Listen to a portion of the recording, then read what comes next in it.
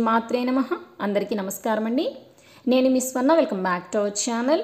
ఈరోజు ఈ వీడియోలో నవంబర్ 8వ తేదీన కార్తీక పౌర్ణమి రోజున ఏర్పడబోతున్న చంద్రగ్రహణం తెలంగాణ రాష్ట్రంలో ఏ సమయంలో ఏర్పడుతుంది, పట్టు విడుపు సమయాలేమిటి, గర్భిణీ స్త్రీలు ఏ సమయం నుంచి ఏ సమయం వరకు పడుకునే ఉండాలి, ఈ గ్రహణాన్ని ఏ రాశి వారు చూడకూడదు, ఇలాంటి అన్ని విషయాల గురించి ఈరోజు ఈ వీడియోలో వివరంగా తెలుసుకుందామండి.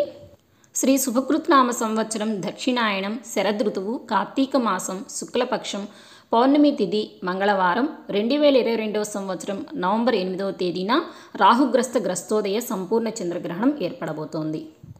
ఇది సంపూర్ణ చంద్రగ్రహణం అయినప్పటికీ కూడా ఈ గ్రహణం మన భారతదేశంలో పాక్షికంగానే కనిపిస్తుంది. ఈ గ్రహణం భరణి నక్షత్రం మేషరాశిలో సంభవిస్తుంది కాబట్టి మేషరాశి వారు ఈ గ్రహణాన్ని చూడకూడదు. తెలంగాణ రాష్ట్రంలో చంద్రగ్రహణ పట్టు విడుపు సమయాలు చూసుకున్నట్లయితే పట్టుకాలం మధ్యాహ్నం 2:39 ప్రారంభమై మధ్యకాలం సాయంత్రం 4:29 అండి. మోక్షకాలం విడుపు కాలం సాయంత్రం 6:19. ఈ రోజున సూర్యాస్తమయ కాలం సాయంత్రం 5:38 అండి.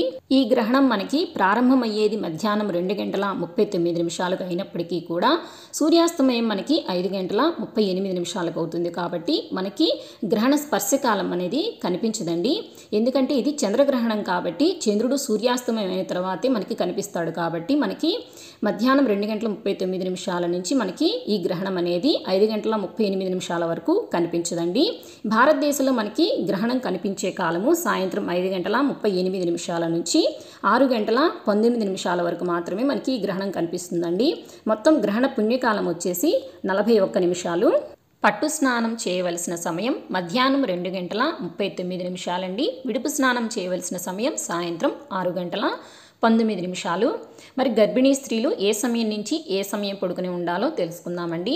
గర్భిణీ స్త్రీలు కదలకుండా పడుకుని ఉండవలసిన సమయం వచ్చేసి సాయంత్రం 5:38 నుంచి 6:19 వరకు గర్భిణీ స్త్రీలు కదలకుండా పడుకుని ఉండాలి.